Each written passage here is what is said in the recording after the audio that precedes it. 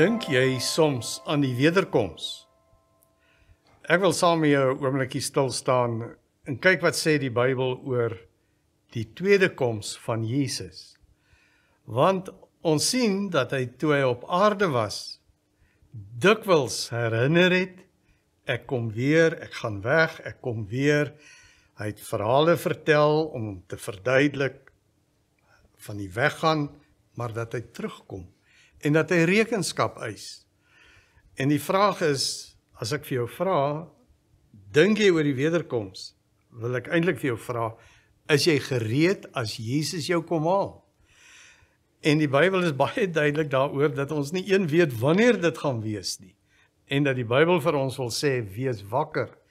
Moenie in die slaap raak nie. Moenie geestelik aan die slaap raak, dat soos 'n dief in die nag, jy skielik wakker skrik, en die Here is daar en jy's nie gereed nie.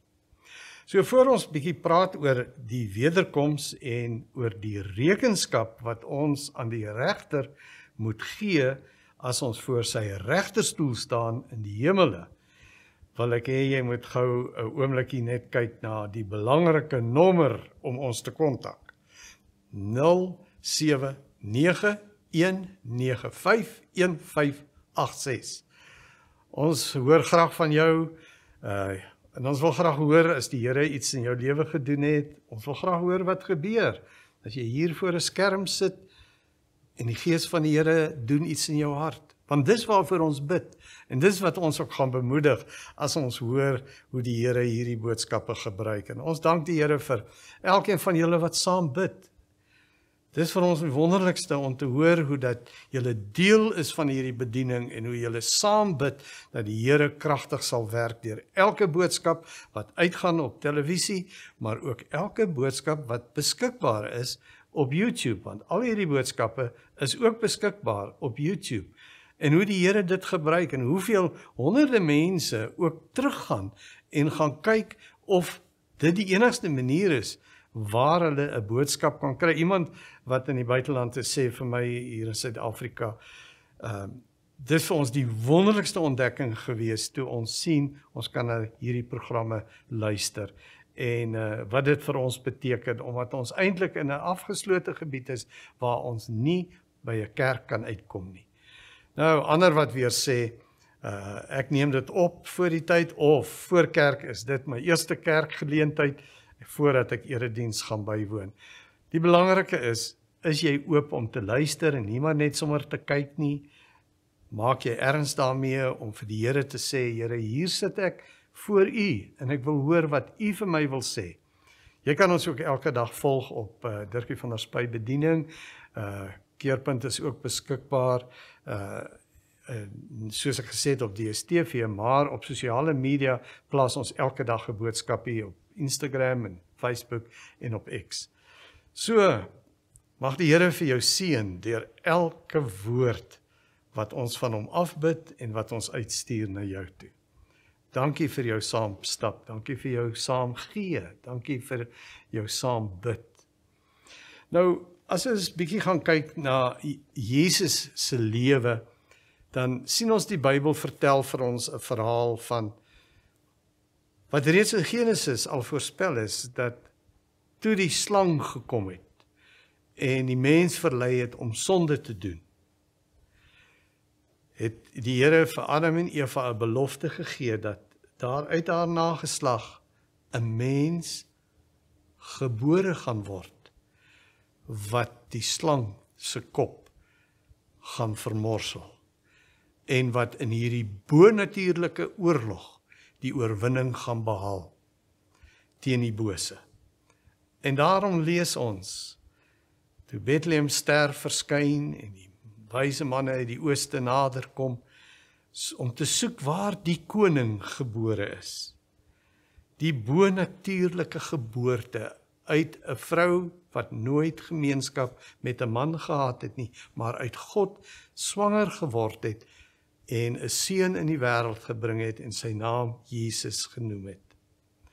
Ons lees van sy geboorte, sy koms, waar God mens geword het, om in ons plek te leef vir 30 jaar, vir 3 jaar daarna, hy sy bediening gehad het om mense te leer, om vir mense te demonstreer hoe om reg te lewe, hoe om die stryd teen die bose te wen en hoe om mense vry te maak van sonde en dan uiteindelik die offer te bring, die lam te word wat vir ons geoffer is op Golgotha en deur wie daar nou vir ons vergifnis en 'n nuwe lewe gekom het. En dan sien ons hoe dat na sy kruisiging en sy sterwe hulle hom begrawe het en hy op die 3de dag uit die dood opgestaan het en hoe die engele daardie geweldige rots weggeskuif het en hy opgestaan het en dan verskyn het oor 40 dae aan verskillende mense.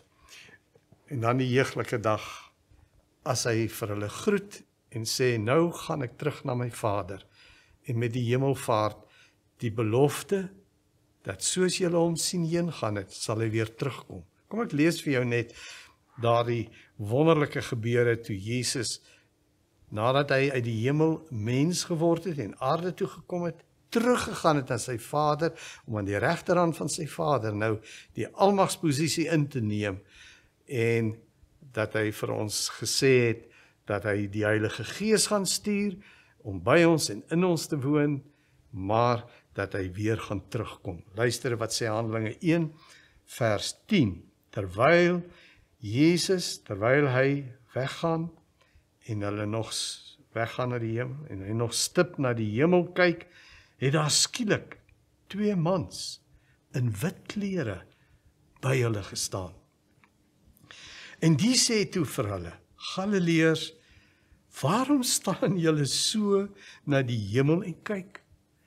Hierdie Jesus, wat van julle af na die hemel toe opgeneem is, sal net so terugkom, soos julle hom na die hemel toe sien opgaan het. En dis die bedeling waarin ek en jy lewe, van sy hemelvaart tot met sy terugvaart, sy terugkoms, sy wederkoms. En nou die Bybel baie daaroor te sê vir ons, want ons moet weet dat Jesus in die tyd wat hy weg is, vir ons werk gegee het om sy boodskap uit te dra en sy bediening voort te sit. Daarom het hy sy kinders ook sy disippels genoem, sy volgelinge. En hy, hulle leermeester, gebruik hulle nou hier op aarde deur die toerusting van die Heilige Gees om die boodskap uit te dra van vergifnis van sonde en die ewige lewe. Nou, as ek kyk ook na die Nuwe Testament, dan sien ek dat Jesus 'n beeld gebruik, dat soort van, hy is in beheer van hierdie bedeling. Hy is die eienaar van die plaas.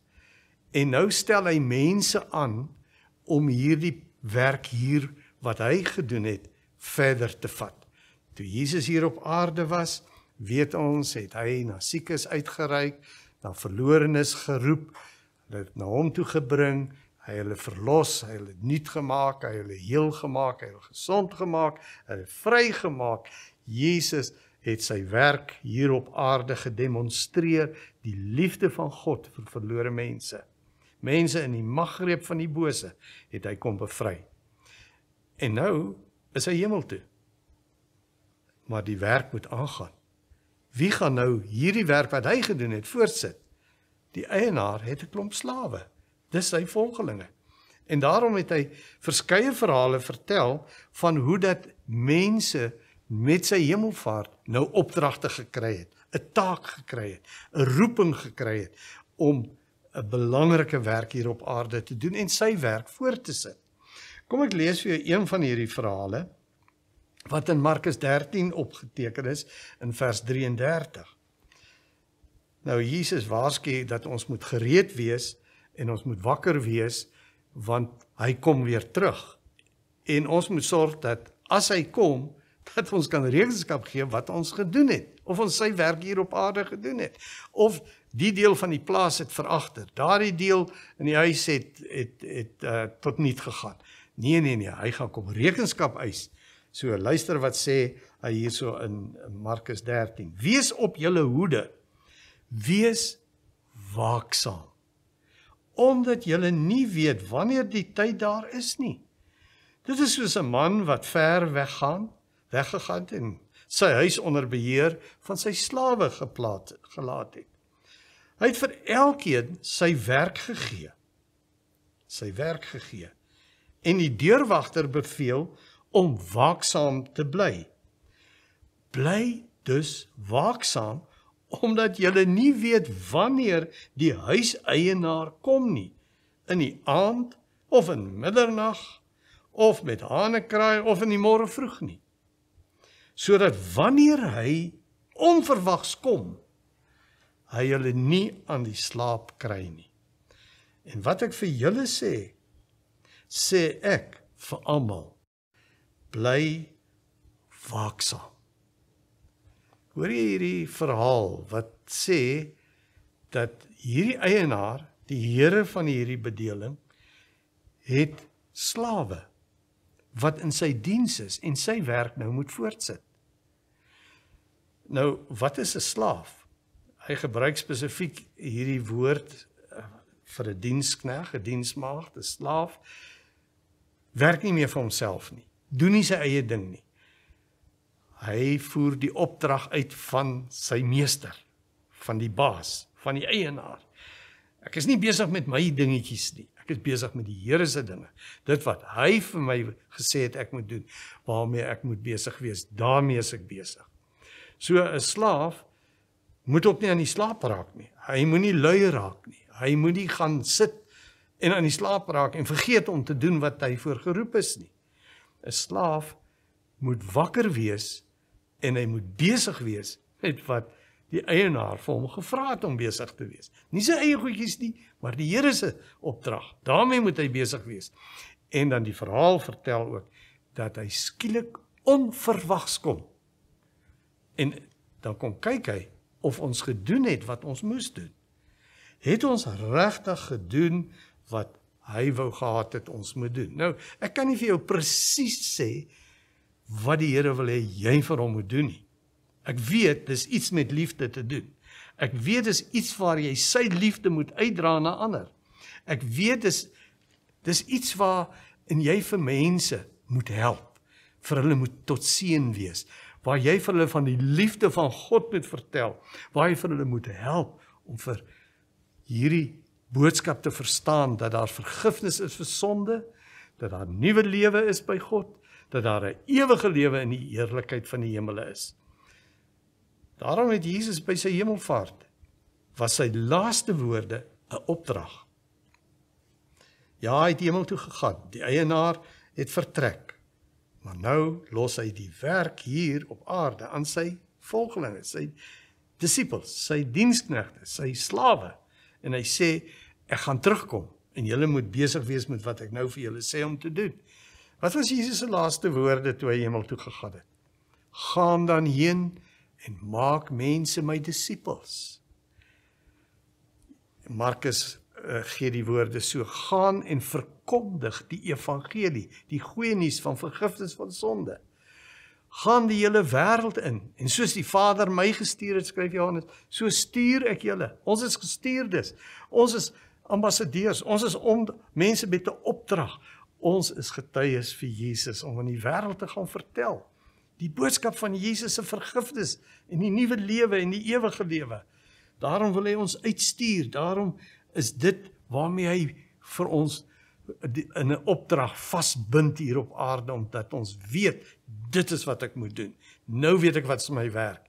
Ek moet elke dag bid en sê, Here, hier is ek, gebruik my, ek is in u diens, ek wil u liefde uitdra na mense, ek wil vertel van u liefde, van u vergifnis. Jesus het verskeie sulke verhale vertel. Hy het 'n ander verhaal byvoorbeeld vertel, waarin hy sê, die eienaar het gekom en hy het sy hele besigheid oorgegee aan 3 slawe, en hy het vir hulle gesê, in my besigheid gee ek vir jou 1 talent goud, vir jou 2 talente goud, vir jou 5 talente goud, en nou moet julle hiermee werk. Julle moet hard werk en besig wees en woeker, dat hierdie besigheid groei. Nou, wat is 'n talent goud gewees? 'n Talent goud was omtrent 6000 daglone. Nou, as jy dit nou in vandag se terme gaan oorsit, dan sit omtrent 1,2 miljoen. Dis oor 1 miljoen rand wat hierdie eienaar vir hierdie een ou gegee het. Vir die ander persoon het hy 2 miljoen gegee, vir die ander ene 5 miljoen. En hy het gesê, gaan werk nou daarmee. En die persoon het hierdie 2 miljoen 4 miljoen gemaak. Die ander het 15 miljoen, het verdubbel. Hulle het hard gewerk, hulle was besig geweest met die opdrag om te woeker met hierdie geld. En hierdie goud het vermeerder en het meer en meer geword. Maar dan lees ons in hierdie verhaal, het die een persoon wat die 1 talent goud gekry het, hy het daai miljoen gaan begrawe in die grond. En toe die eienaar skielik terugkom en vra, 'n rekenskap vra en sê, wat het jy toe gedoen? Nee, ek het miljoen het ek net mooi bewaar en beskerm. En ek het dit in die grond gaan begrawe, niemand het geweet nie. En ek het aangegaan met my lewe soos altyd, maar ek het gesorg dat u miljoen net so gaan terugkry. Sê die eienaar, maar kon jy in die bank gesit en dit rente verdien nie? Jy kon op 'n manier meer gemaak het. Jy kon dit vermeerder het. Hoekom het jy dit nie gedoen nie? En dan die oordeel wat oor hierdie slaaf kom. En dat die eienaar die oordeel oor hom uitspreek. Terwyl hy die ander 2 wat gewoeker het en hard gewerk het en besig was met sy opdrag om met hierdie goud te woeker, het hy beloon. Daar is iets van dat die Here raak sien wat jy hier op aarde doen. Die beker koue water weet hy van en hy sal dit beloon. Ons kan dit nie verstaan of verklaar nie, maar ek lees ook in Matteus 25 verder van die oordeelsdag wat hy kom en dan so skape en bokke uitmekaar haal. Die bokke wat dan buite die kraal bly en die skape wat in sy hemelse kraal ingaan. En dan sê hy, wil die skape weet nou maar, wat het ons gedoen? Hy sê, julle het vir my gehelp toe ek in nood was, julle het my vertroost, julle het vir my kom kuier toe ek in 'n krisis was, julle het vir my toe ek eensaam en alleen was, het julle vir my versorg. En sê maar waar? Sê hy, sover jy het gedoen het aan een van die geringstes, het jy dit aan my gedoen. Kom in die heerlikheid van die hemele, jy word beloon. En die ander, hulle bly buite in die oordeel. Want ek was alleen, ek was honger, ek het in 'n krisis gewees, ek het behoeftes gehad. Julle het nie vir my gesorg en julle het nie vir my omgegee nie. Gaan weg van my in die oordeel van God. So, daar is rekenskap. Ek en jy moet dit verstaan. Die Bybel maak dit duidelik dat ons het 'n taak en 'n roeping op aarde. Jy's nie maar net hier omdat toevallig nie. I'm here because I'm here. Nee, jy's hier omdat God vir jou beplan het. Jou in die moederskoot geweef het met 'n plan en 'n missie. Hy wil jou gebruik hier op aarde. Hy het 'n wonderlike plan met jou. En jy gaan mense tot seën wees. Jy gaan hulle bewus maak van God se liefde en sy vergifnis. Hy gaan jou gebruik en hy gaan jou uitstuur in sy diens. Weet jy, die wederkoms is 'n baie belangrike boodskap in die Bybel. Iemand het gaan bereken om te sê vir elke belofte en profesie van Jesus se eerste koms, sy geboorte, is daar 8 tekste oor sy wederkoms. So, dis al belofte wat nog uitstaande is, waarvoor ons wag. So seker soos wat Jesus met sy eerste koms na hierdie aarde, daardie profesie vervul het, so seker sal hierdie ander beloftes almal vervul word van sy wederkoms. Hy gaan terugkom. Hy gaan regtig terugkom. En ek weet nie wanneer nie. Dit kan môre wees, dit kan oormôre wees. Is jy gereed? Is jy reg om te sê, ja Here, ek is gereed as U kom? In 2 Korinte 5 vers 10 staan daar spesifiek, ons sal almal voor die regterstoel van God verskyn, om te ontvang wat ons gedoen het, of het goed was of kwaad. So daar is 'n dag van oordeel.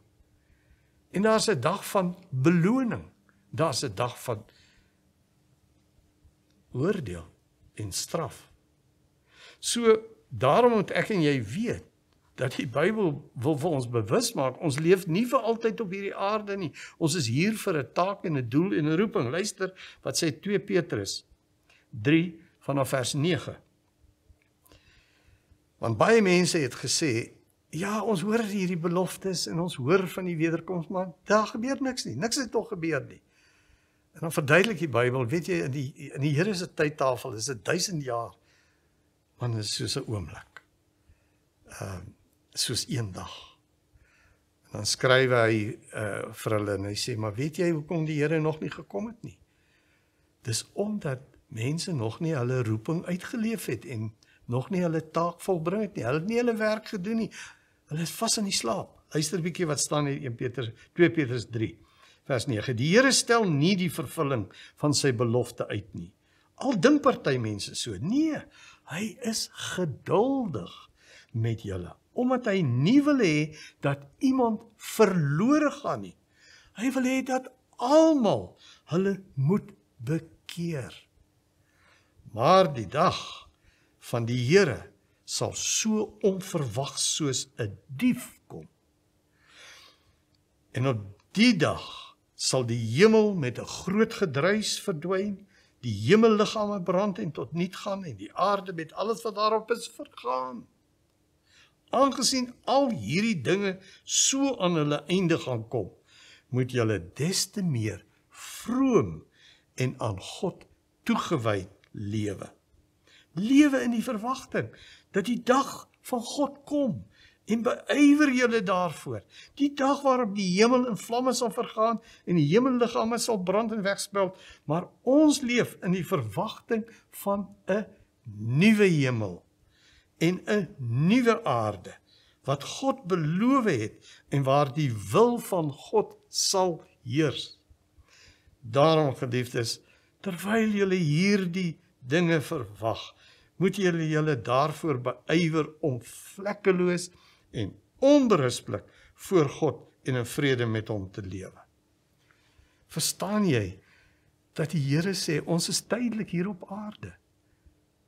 Daar wag 'n ewigheid in die hemel of in die hel. En daarom gaan dit wat ons hier en hoe ons hier op aarde lewe maak saak vir God. En ons moet weet daar gaan 'n dag van rekenskap kom. En dit kan skielik kom. En dan moet die deurwagter nie aan die slaap wees nie. Dit is interessant dat een van die verhale wat Jesus so vertel, van die eienaar wat weggaan, dan stel hy die man aan om mense kos te gee, die slawe te versorg, en 'n taak hier op aarde wat hy het. En toe vergeet die persoon daarvan. En hy vergeet van sy Heer wat gaan terugkom. En hy vergeet van sy opdrag wat hy gehad het. En hy begin partytjies hou. En hy begin alles vir homself geniet. En hy begin alles wat hy moes verander gee vir homself te gebruik. En naderhand beland hy in 'n situasie waarin hy dronk word. En begin hy slaan en beklei en die mense aanrand. En dan kom die eienaar skielik. En dan is die oordeel oor hierdie man. Dis hoe die wederkoms vir baie mense gaan wees.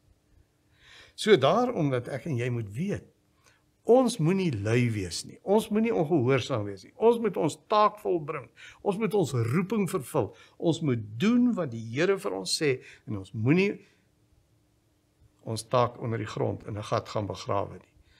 As die Here vir ons geroep het om ligdraers, om suurdeeg, om sout van hierdie aarde te wees, dan moet ons nie ons lig gaan wegsteek onder 'n lamp, onder 'n maatemmer nie, maar op 'n lampstaander plaas, dat die lig na almal kan uitgaan. Wat het gebeur met Jesus se hemelvaart?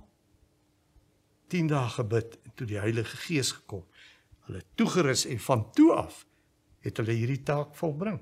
Van toe af was hulle gehoorsame diensknegte. Van toe af het hulle effektief die evangelie uitgedra. Het hulle self kon hulle nie, was hulle bang, het hulle aan die bovertrek weggekry. Maar toe die Heilige Gees kom met 'n vlam van God se liefde, hulle harte aan die brand gesteek, en kon hulle nie meer stil bly nie, het hulle die lig uitgedra in hierdie wêreld. En het 'n donker wêreld verander, en het die lig begin skyn. Luister 'n bietjie wat staan hier in Handelinge 1 vers 8. Julle sal krag ontvang wanneer die Heilige Gees oor julle kom, en julle sal my getuies wees in Jerusalem sowel as in hele Judea, Samaria tot aan die uithoeke van die wêreld. En nadat hy dit gesê het, is hy opgeneem terwyl hulle dit sien, en 'n wolk het hom voor hulle weggeneem sodat hulle hom nie meer langer kon sien nie. Terwyl hulle nog so stip na die hemel kyk, het skielik twee mans in wit klere by hulle gestaan, en die sê toe vir hulle: Galileërs, waarom staan julle so na die hemel en kyk? Hierdie Jesus, wat van julle af na die hemel toe opgeneem is, sal net so terugkom, soos julle hom na die hemel toe sien opgaan het. Hy sal weer kom. Hy gaan weer kom. Is jy gereed? Is jy gereed? Die Here sê vir hierdie oomblik vir jou, ek het my gees gestuur. My gees wil jou lewe vul en beheer en oorneem en jou 'n fontein van lewende water maak. Dat jy jou taak hier op aarde sal voltooi. Sal ons nie vir die Here bid en vra? Sal ons sê, hier's ek meld aan. Hou my wakker, hou my gereed, hou my besig met die regte dinge, met dit wat U vir my lewe bedoel het. Kom ons bid saam.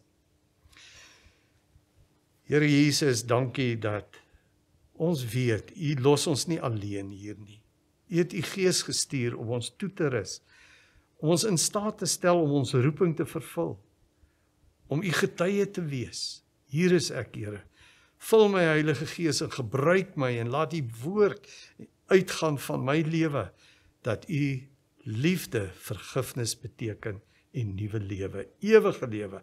Here, gebruik my in U diens. Ek wil besig wees met dit wat U wil hê ek moet. Dankie dat U my toerus en my daartoe in staat stel, Heilige Gees. Amen.